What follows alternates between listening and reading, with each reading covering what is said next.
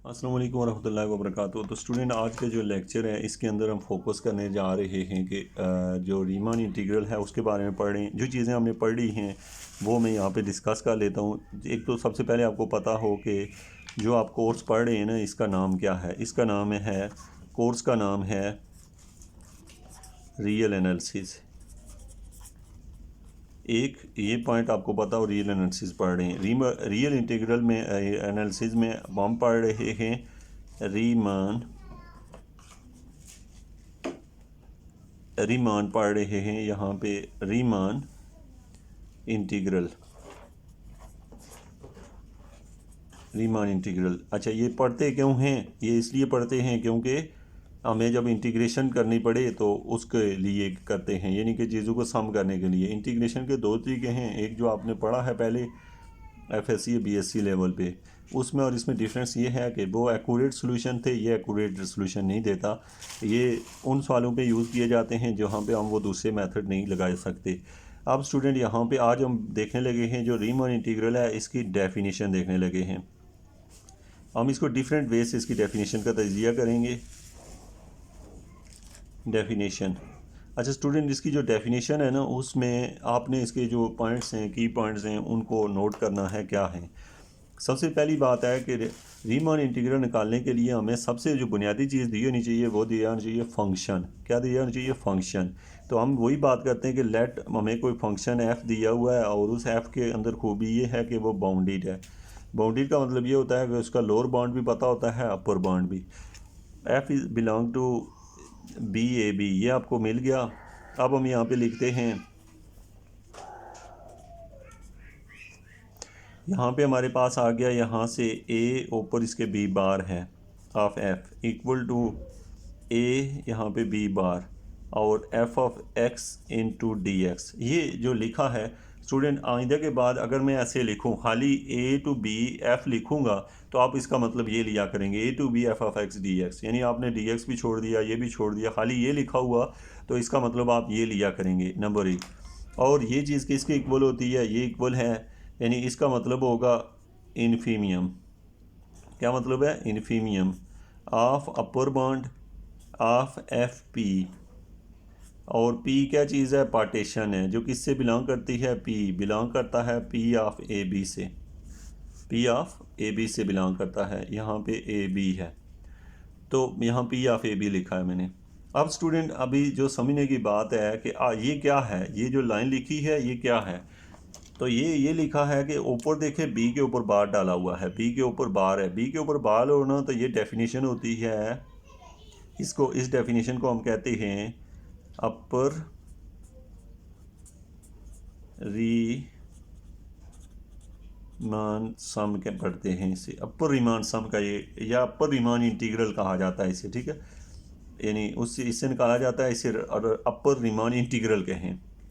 अब स्टूडेंट, मैं आपसे अगर पूछूं कि अपर रीमान इंटीग्रल में इन्फीमियम आता है, स्टूडेंट इन्फीमियम क्यों आता है?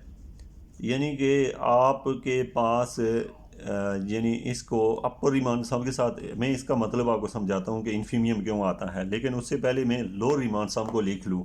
अब लोअर रीमान सम स्टूडेंट आप बहुत अच्छे से जानते हैं कि अगर ये अपर है तो लोअर क्या होगा? लोअर फिर ए के नीचे बार आ जाएगा और बी एज इट इज़ आ जाएगा और एफ ऐसे ही आएगा।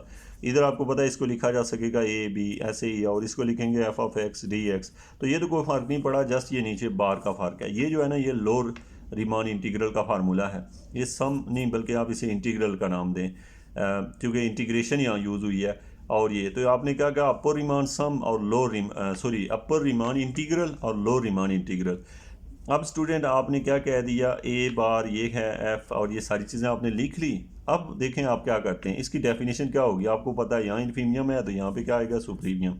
वैसे तो आपको पता हो लोअर में जैसे लगता है कि आप इन्फीमियम आना चाहिए, लेकिन ये कि लोअर में सुप्रीमियम आता है। क्यों आता है इसकी वजह मैं आपको बताऊंगा। अब यहाँ पे ब्रैकेट में क्या आ जाएगा? यहाँ पे यू था तो यहाँ पे एल आ जाएगा, और एल के साथ क्या आ जाएगा? एफ और पी। ये जैसे इसमें एफ पी था ऐसे इसमें भी। अब बिल्कुल उसी तरह पी किससे बिलोंग करता है? ए बी से। पी बिलोंग किससे करता है, पी ऑफ ए बी से, यानी इस इंटरवल से बिलोंग करता है। याद रखें कि यहाँ पे मैंने अगर बी लिखा हुआ है ऊपर तो यहाँ बी लिख लें, यानी यहाँ अगर बी से आपने बिलोंग करवाया तो सॉरी पार्टीशन से ही बिलोंग करता होता है। ये फंक्शन जो होता है वो बी से बिलोंग कर रहा होता है, ये पार्टीशन से ही बिलोंग करता है। अब इसको स्टूडेंट क्या कहते हैं, इसका नाम क्या है, इसके मीनिंग भी मैं आपको समझाता हूँ। इसको कहते हैं रीमान, इसको पढ़ेंगे lower Riemann integral, lower Riemann integral ये जो है। अब स्टूडेंट मैं अगर आपसे कहूँ कि मुझे आपने डेफिनेशन लिख के देनी है upper Riemann integral, lower Riemann integral, तो स्टूडेंट आप सवाल ये पैदा होता है कि हम अपर के साथ इन्फीमियम क्यों यूज़ करते हैं। असल में स्टूडेंट होता है ये कि इन्फीमियम का मतलब ये होता है ना, जैसे ना मुझे यहाँ पे कीमतें दी हुई हूँ इन्फीमियम और ब्रैकेट में लिखा हो 2, 3, 5, 4, इनमें से जो सबसे छोटी होती है ना वो इसका आंसर निकलेगा।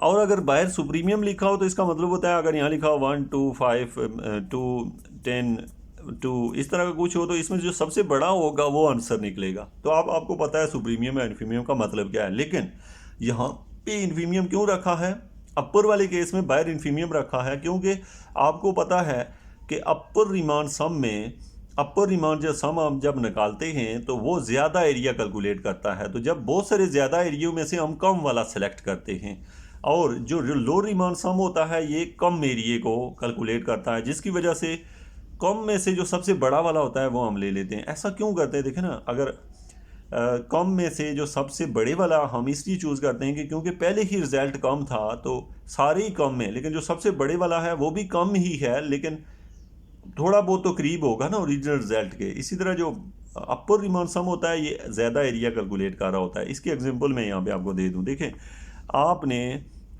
ये जो है ना ये अपर रीमान सम से ये जवाब निकाले। अब स्टूडेंट ये जवाब असल जवाब सपोज हमारा 1 था, असल जवाब क्या था 1 था, लेकिन जवाब हमारे ये निकले क्योंकि अपर रीमान सम से जब कैलकुलेट करते हैं तो ओरिजिनल आंसर से ज़्यादा आंसर आता है। तो अब आप अगर अपर में से 4 चूज़ कर लें वो 1 से बहुत ज़्यादा डिस्टेंस पे हो जाएगा। तो इसलिए कोशिश ये होती है कि अपर में से लोअर सबसे कम चूज़ करते हैं और लोअर में सबसे ज़्यादा चूज़ करते हैं। यहाँ तक जो चीज़ आपने पढ़ी है वो मैं रिपीट कर दूँ कि आपने पढ़ा है, आप पढ़ रहे हैं रियल एनालिसिस, और रियल एनालिसिस में टॉपिक है रीमान इंटीग्रल। रीमान इंटीग्रल के अंदर आप पढ़ रहे हैं डेफिनेशन ऑफ रीमान इंटीग्रल की डेफिनेशन पढ़ रहे हैं। ये याद रखें 2 डेफिनेशनें पढ़ी, रीमान अपर के लिए रीमान इंटीग्रल की डेफिनेशन और लोअर के लिए, और उसको लिखने का पैटर्न आपने देखा है। तो ये आपके पास जो है ना इसकी बेसिक कुछ हैं जो आपको बतानी चाहिए। इसके बाद है यहाँ पे हमें ये कहा जाता है कि जो एफ होता है ना, जो फंक्शन दिया होता है, ये फंक्शन आपके पास है, ये बाउंडेड फंक्शन होता है, मीन के इसमें आपको ये इंटरवल किसी के अंदर दिया हुआ होता है। अब स्टूडेंट जो आपने यहाँ तक पॉइंट सीखे हैं ये जस्ट आपने अभी जो पढ़ा है अपर रीमान सम और लोअर अपर रीमान इंटीग्रल और लोअर रीमान इंटीग्रल। अब हम पढ़ने लगे हैं रीमान इंटीग्रल की बात करने लगे हैं। अब रीमान इंटीग्रल के आगे 2 बच्चे हैं, एक को हमने कह दिया अपर रीमान इंटीग्रल और एक को कह दिया lower Riemann integral.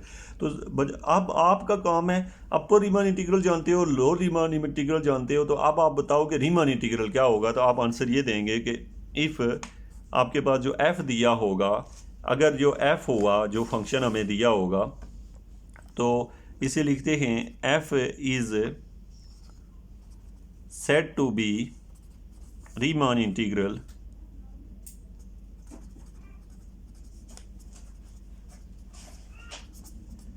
F is said to be Riemann integral over